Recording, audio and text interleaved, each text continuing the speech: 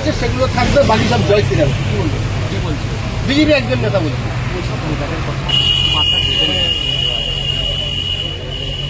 ওদের কাজ কিছু আছে। সেন্ট্রাল গভর্নমেন্টে ওরা থার্ড টাইম চলছে। ওয়েস্ট বেঙ্গলে একটা সেন্ট্রাল ইউনিভার্সিটি আনতে পেরেছে, ওয়েস্ট বেঙ্গলে একটা নতুন করে একটা এমস আনতে পেরেছে, ব্যর্থ হয়েছে। সেই জন্য ওরা কি করছে, মানুষকে উস্কাতে হবে। 2019 সালে কি বলেছিল, সিএ করে তাড়িয়ে দেবো, এই ঘরটা তোর হয়ে যাবে, ওই ঘরটা ওর হয়ে যাবে, এই জমিটা তোর হয়ে যাবে বলে মানুষের ভোট নিল। কি করেছে? কি করেছে?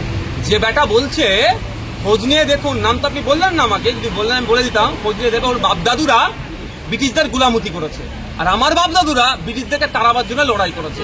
সুতরাং আমাদের সম্পর্কে তাকিয়ে ওদের লাভ হবে না, শুধু পাবলিক গরম হচ্ছে।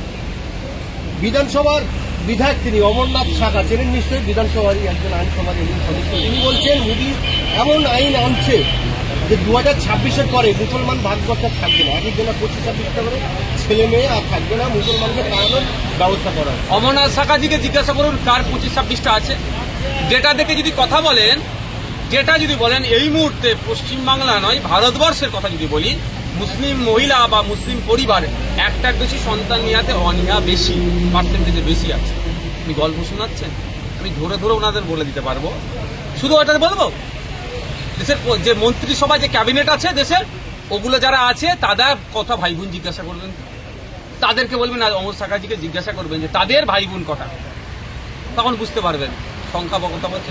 আর এদের তো নেতারা বলছে 4টে করে ছেলে লাও। মহিলারা কি সন্তান জন্ম দেওয়ার মেশিন নাকি? ওদের মহিলাদের কি এইটাই কাজ নাকি? শুধু মহিলারা আমাদের বাড়ির মেয়ে, আমার মা, আমার বোন না, তাদেরকে শুধু নাকি তারা সন্তান জন্ম দেবে, মেশিন তারা নাকি? কাজ কিছু নেই, শুধুমাত্র মানুষকে বিভ্রান্ত করা আর এ করা। 2026-এ বলছে তো কথা হচ্ছে, ওরা 2026-এর মধ্যে বলতে চাইবে কি, ওরা বলতে চাইবে কি যে লোক বিধানসভাটা পার করিয়ে দাও। আরে ভাই, গুজরাটে এখন ডবল ইঞ্জিন সরকার, উত্তরাখণ্ডে ডবল ইঞ্জিন সরকার, হরিয়ানাতে ডবল ইঞ্জিন সরকার, আসামে ডবল ইঞ্জিন সরকার, প্রায় 12-13টা স্টেটে ডবল ইঞ্জিন সরকার। ওখান থেকে আগে মুসলমানগুলোকে তাড়াতো, তারপরে ভারতবর্ষের পুরো ভারতবর্ষ থেকে তাড়াবে। বলতে তো ট্যাক্স লাগে না, বলতে যদি ট্যাক্স লাগতো দেখে ওরা মুখকে লিকোপ্লাস লাগিয়ে ঢুকতো। কেনিং এবং তালদির মাঝখানে একটা নতুন প্ল্যাটফর্ম তৈরি হয়েছে, যার নাম দেওয়া হয়েছে মাতলা স্টেশন। সেই মাতলা স্টেশনের পাশে প্রচুর ফাঁকা জমি আছে, সেখানে কেবা কারা সেখানে বোর্ড লাগিয়ে দেওয়া হয়েছে যে হিন্দু মানুষ ছাড়া জমি জায়গা বিক্রি করা যাবে না। সেই সুর ধরে আমরা দেখতে পেলাম বিজেপি সংসদ সৌমিত্র খাঁ, তিনি বলছেন যে মুসলমানদেরকে বাড়ি ভাড়া দেবে না, মুসলমানদেরকে জমি বিক্রি করবেন না হিন্দু ছাড়া। কি বলবেন এই কথা? আমি কেন বলবো? পুলিশ মন্ত্রীকে জিজ্ঞাসা করুন, ডিজিকে জিজ্ঞাসা করুন, বাঁকুড়ার এসপিকে জিজ্ঞাসা করুন, মমতা ব্যানার্জিকে জিজ্ঞাসা করুন, এদের বিরুদ্ধে কি ব্যবস্থা গ্রহণ করেছে। এ কথা বলে তো উভয় সম্প্রদায়ের মধ্যে বিভেদ তৈরি হবে। এবার কালকে কেউ মুসলমানদের মধ্যে ঠেলে উঠবে, হিন্দুকে যাবে না, খ্রিস্টানের মধ্যে কেউ ঠেলে উঠবে, ও খ্রিস্টানকে বিক্রি করবে না। এটা ভারতবর্ষের নিয়ম নীতি, এ ধরনের কোনো ব্যাপার আছে? কোনো রেস্ট্রিক্টেড এরিয়া ছাড়া এই ধরনের কোনো ব্যাপার নেই। কয়েকটা রেস্ট্রিক্টেড এরিয়া আছে, সেখানে ছাড়া এই ধরনের কোনো নেই। কিন্তু এই যে কথা বলে দুটো সম্প্রদায়ের মধ্যে তো বিভেদ তৈরি হচ্ছে, তাহলে এটা না বলে আগামী দিনে বলার না সাহস পায়, সেটা আটকাবে কে? মমতা ব্যানার্জি, পুলিশ মন্ত্রী, মুখ্যমন্ত্রী। তারা কি করছে এটা বুঝতে হবে পাবলিককে, হিন্দু মুসলমান নির্বিশেষে সবাইকে বুঝতে হবে। এদের সাথে তৃণমূল বিজেপির একটা সুসম্পর্ক আছে। যখন তৃণমূল গাড্ডায় পড়ে, বিজেপি সেটাকে গাড্ডা থেকে তোলার চেষ্টা করে। এখন তৃণমূল গাড্ডায় পড়েছে, যেই বলেছে মমতা ব্যানার্জি দিল্লিতে গিয়ে অকাপ নিয়ে আন্দোলন করো, পশ্চিমবাংলার মুসলিম সম্প্রদায় কিন্তু মুখ ফিরিয়ে নিতে শুরু করেছে। তার একটা জ্বলন্ত উদাহরণ হচ্ছে এই মাদ্রাসায়, আপনার মাদারপাড়া হাই মাদ্রাসার অভিভাবক নির্বাচনে তৃণমূলের সাথে ঘুরেছে, তৃণমূল খেয়েছে, সব আইএসএফকে ভোট দিয়েছে। ওরা যখন হেরে যাচ্ছিল, লাস্ট কয়েকটা রাউন্ড বাকি ছিল, এসে গুন্ডামি মস্তানি করে কেড়ে নিয়েছে। তাহলে এ থেকে বোঝা যাচ্ছে যে মুসলমানরা মমতা ব্যানার্জির কাছ থেকে মুখ ফিরিয়ে নিয়েছে, তৃণমূলের কাছ থেকে মুখ ফিরিয়ে নিচ্ছে। তাহলে মুসলিমদেরকে ভয় পাই আবার ঘরের মধ্যে ঢুকাতে হবে। সেই ভয় পাবে কে? এই সুকান্ত মজুমদারদের দায়িত্ব। ভয় পাওয়ার দায়িত্ব কে? শুভেন্দুদেরকে।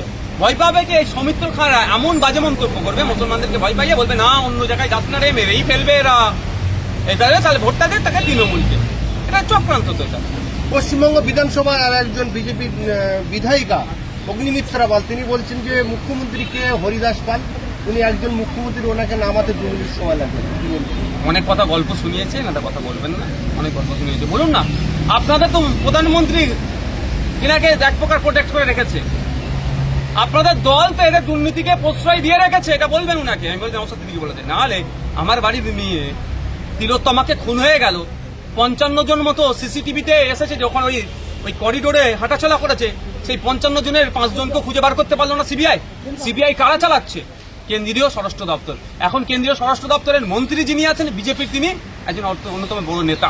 তারপরেও এই চাকরি চুরি থেকে শুরু করে বিভিন্ন স্ক্যামে জামিনগুলো পাচ্ছে কিভাবে? অনুব্রত মণ্ডল থেকে শুরু করে এরা সব বিভিন্ন চুরির সাথে যারা যুক্ত, এরা জামিন পাচ্ছে কিভাবে? এদেরকে জামিন পাওয়াতে ব্যবস্থা কারা করে দিচ্ছে, খোঁজ নিন তো। আর এরা আবার নাকি বলছে তৃণমূলের বিরুদ্ধে লড়াই করবে, এই যে পাবলিক গরম করার জন্য বলছে। সামনে বিজেপির শুনছি প্রেসিডেন্ট নির্বাচন আছে, ওই পদের দৌড়ে যারা যারা আছে তাদের মধ্যে একজন শুনেছিলাম যে অগ্নিমিত্রা পল ম্যাডামও আছেন, হয়তো সেই পদটা যাতে কনফার্ম করা যায় সেই জন্য এই ধরনের কথাবার্তা বলছে।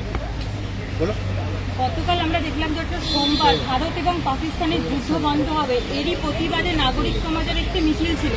সেই শান্তিপূর্ণ মিছিলে বিঘ্নিত ঘটায় বিজেপির কিছু লোকজন এবং তারা মুখে কালি ছুড়ে দেয় এবং বলছেন যে এটা দেশদ্রোহী। তার সাধারণ মানুষ যারা মরছে তাদের জন্য যদি মিছিল করে তারা কি দেশদ্রোহী বলছে? দেখুন, আমি কি ঘটনা ঘটেছে ব্যাখ্যায় আমার দরকার নেই। আমি একটা আমার মেসেজ স্পষ্ট আমি দিতে চাই।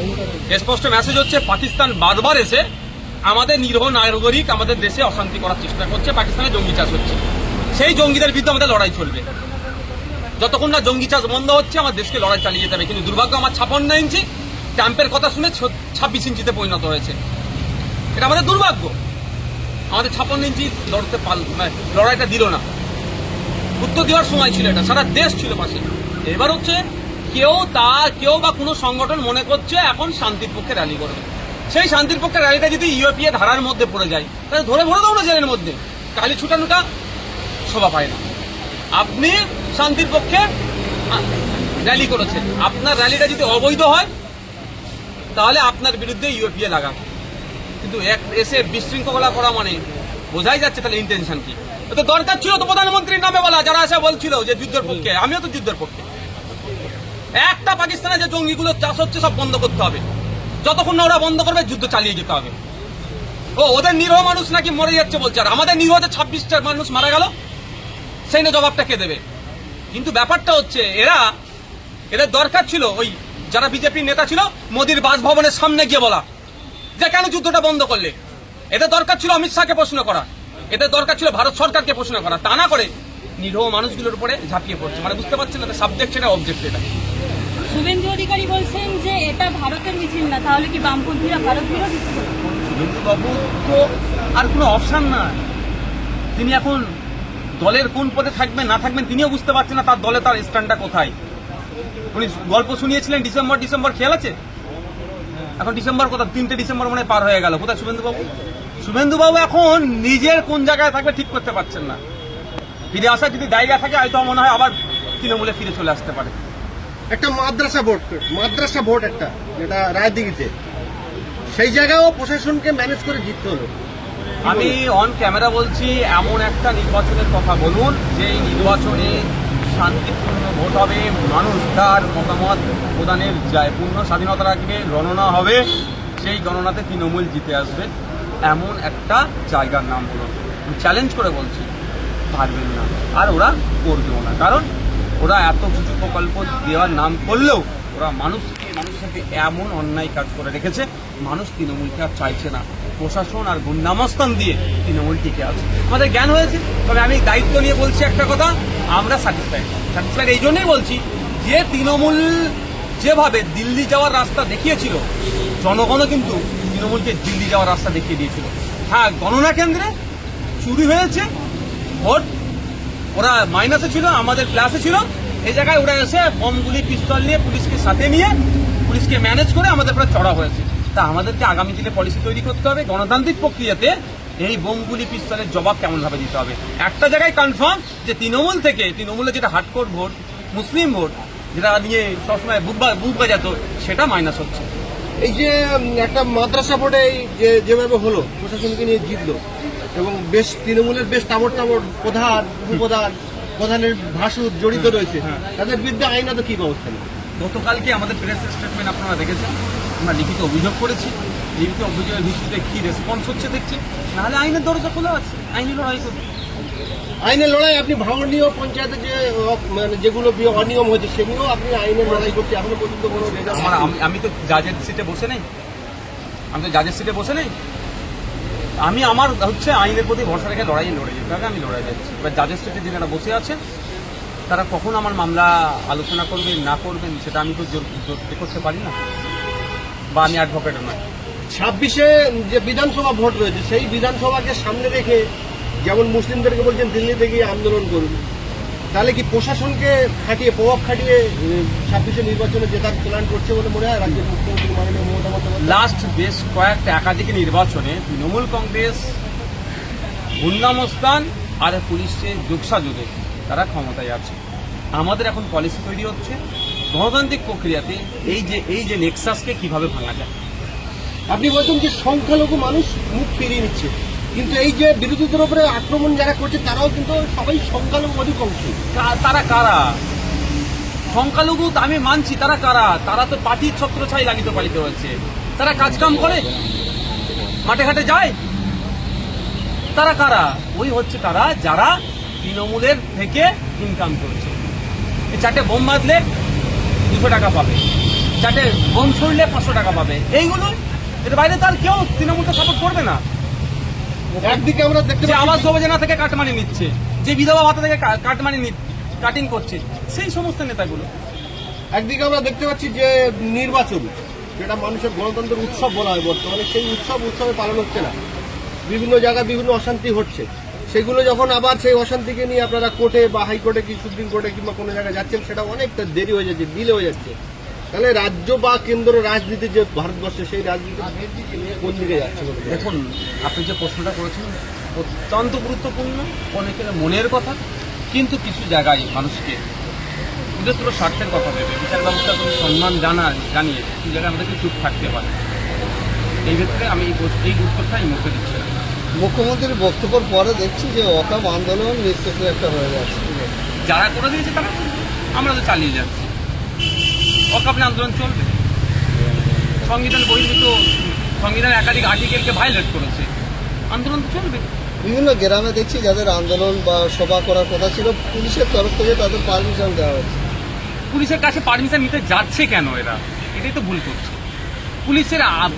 পুলিশ পারমিশন রাইট নাই, পুলিশের এই পারমিশন চাওয়ার দরকার নেই আমাদের।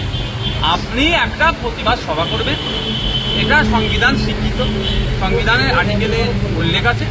আপনার 2-3টে বিষয় মাথায় রাখতে হবে। প্রথম বিষয়টা হচ্ছে কি, শান্তিপূর্ণভাবে। দ্বিতীয় বিষয়টাকে নিরস্ত্র আপনাকে থাকতে হবে। আর একটা পয়েন্ট আছে, আমি সেই বিষয়ে যাচ্ছি না। আপনি খুব বেশি হলে পুলিশকে আপনি ইন্টিমেশন দিতে পারেন, অমুক তারিখ অমুক জায়গায় এই সময় থেকে এই সময় ওয়াকফ সংশোধনী আইনের বিরুদ্ধে একটা প্রতিবাদ সভা হচ্ছে, আপনি প্রশাসনিক প্রধান, আপনাকে জানানো হচ্ছে। এই জানিয়ে দিয়ে আপনি প্রোগ্রাম করুন। পুলিশ যদি আটকাতে আসে, পুলিশের ভিডিও করুন, যেখানে আটকাবে ভিডিও করে আমাদেরকে দিন। বা পুলিশ ডেকে চমকাচ্ছে সে পুলিশের বিরুদ্ধে এসপিকে একটা চিঠি করে আমাদেরকে দিন। তারপরে দেখবেন সেই পুলিশের বিরুদ্ধে হাইকোর্টে যে মামলা করবো আমরা। শেষ প্রশ্ন করবো আপনাকে, আমাদের ভারতের ভাই হোক বোন হোক, আমাদের 26 জনকে হত্যা করেছে জঙ্গিরা। সে নিয়ে আমাদের দেশ, তারা পাকিস্তানের সঙ্গে যুদ্ধে গেছে, তাদের প্রতিরোধ নেওয়া, তাদের যে হত্যা করে তার বিরুদ্ধে ব্যবস্থা নেওয়া, একদম আমি তার সঙ্গে সমর্থন করছি। কিন্তু আমাদের দেশে আমরা দেখছি যে এই সামনে 26 নির্বাচন আসছে, পঞ্চায়েত থেকে শুরু করে বিধানসভা থেকে শুরু করে লোকসভা, প্রত্যেকটা এই নির্বাচনে 100-200 মানুষ মরে যাচ্ছে, 50, 60, 70, ভাঙড়ে 9 জন মানুষ মারা গেল। তার আজও পর্যন্ত আসামিকে কে মারলো সেটা কিছু হচ্ছে না। কি বলবো? সমস্যাটা হচ্ছে জনগণ যখন পাকিস্তানের বিরুদ্ধে আমরা লড়াই করছিলাম, তখন দেখবেন দেশপ্রেমিক হয়ে উঠেছিল, সচেতন হয়ে উঠেছিল। আর 26শে জানুয়ারি, 15ই আগস্ট দেশপ্রেমিক সব থেকে হয়ে ওঠে। এই জনগণ যদি না বাকি দিনগুলোতে দেশপ্রেমিক হয়ে ওঠে, দায়িত্বশীল নাগরিক হয়ে ওঠে, এই হিংসার হবে না। সমস্যা জনগণ আমাদের, যে আমরা দায়িত্বশীল হয়ে উঠতে পারছি না। ফলে নেতারা আমাদেরকে লড়াই লাগিয়ে দিচ্ছে, নেতাদের চক্করে করে আমরা লড়িয়ে যাচ্ছি, ক্ষতি সাধারণ মানুষের হচ্ছে। আচ্ছা, আপনারা দেখেছেন নেতাদের ছেলে, নেতাদের মেয়ে, নেতাদের পরিবারের লোক এই হিংসাতে কোনোদিন মারা গিয়েছে? দেখেছেন আপনারা? কেউ দেখাতে পারবেন মারা গিয়েছে কে? 200 টাকা রোজ, 300 টাকা রোজে যারা কাজ করে তারা। আমি তাই সাধারণ মানুষের উদ্দেশ্যে বলবো, সুষ্ঠু সমাজ ব্যবস্থা যদি করতে চান, তাহলে এই নেতাদের কথা হিংসা মারামারিতে জড়াবেন না, হিংসা মারামারি থেকে দূরে থাকুন।